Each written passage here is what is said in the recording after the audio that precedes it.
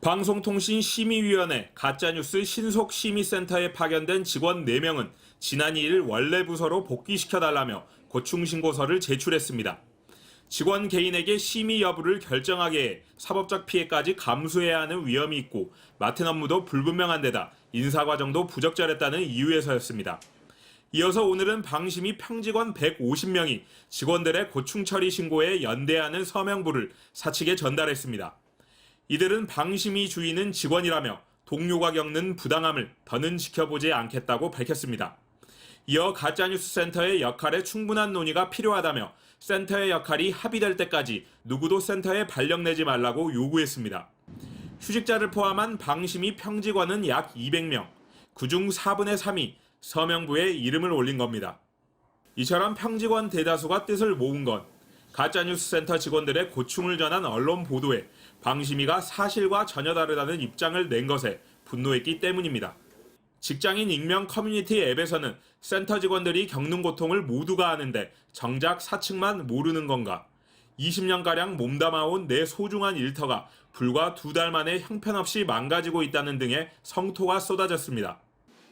또 앞서 방심위 실무팀장 11명이 가짜뉴스 심의센터 설치와 관련해 의견 수렴이 부족했다며 반발한 걸 두고 류일임 방심위원장이 일부 의견이라며 깎아내린 것도 많은 직원이 행동에 나선 이유가 된 걸로 전해졌습니다. 오죽 있으면 팀장들이 이거 이렇게 하면 안 된다라고 제동을 걸겠어요. 전체 팀장보다는 일부 팀장의 의견이고. 오늘 열린 고충처리위에서는 센터 직원 4명의 전보 요청을 포함한 노축위원들의 요구사항에 대해 사측위원들이 검토하기로 했으며 사흘 내 합의 여부를 결론 내릴 예정입니다. MBC 뉴스 이재욱입니다. 지난 9월 방송통신심의위원회가 새로 설치한 가짜뉴스 심의전담센터.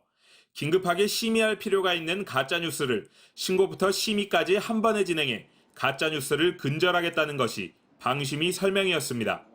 하지만 이 기구의 설치는 처음부터 논란이었습니다. 가짜뉴스에 대한 개념 규정이 모호한 데다 심의 대상이나 범위가 구체적으로 규정되지 않아 위헌 소지가 제기됐습니다. 결국 이 센터에 파견된 직원 4명이 최근 회사 고충처리위원회에 원래 부서로 복귀를 요청한다는 신고서를 제출했습니다. 이들은 당초 긴급사안은 방심위 개별 소위나 위원장 승인하에 직원들이 검토했는데 가짜뉴스 센터에서는 직원 개인에게 심의 여부를 결정하게 한다고 설명했습니다.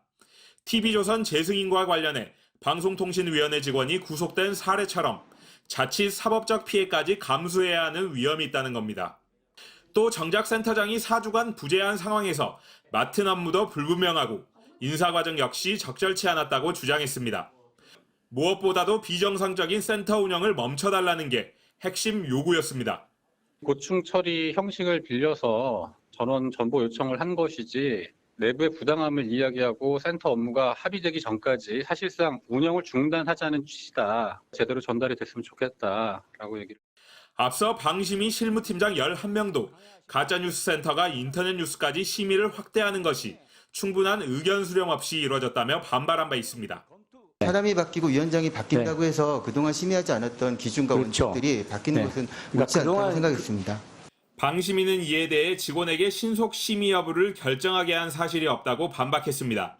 또 새 센터장 인사를 공백 없이 냈으며 센터 전보 인사를 해당 직원들에게 사전에 통보했다는 입장을 냈습니다. 방심위 고충처리위원회는 다음 주 회의를 열어 센터 직원 4명의 전보를 의논합니다. MBC 뉴스 이재욱입니다.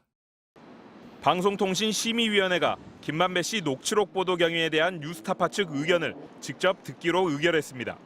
인터넷 언론사까지의 심의 확대를 발표한 지 보름여 만으로 인터넷 언론사 심의 1호 안건입니다.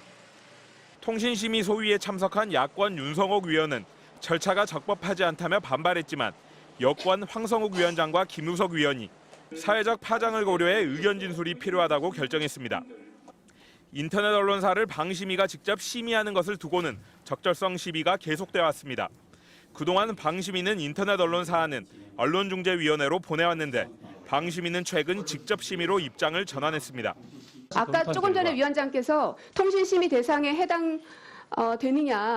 해당되지 않는다에 동의하셨잖아요. 1차적으로 그렇게 생각했는데 지금은 마음이 바뀌셨어요? 예, 2차적으로 다른 변호사의 의견이 그렇게 나왔기 때문에 적극적으로 해석합니다. 왜?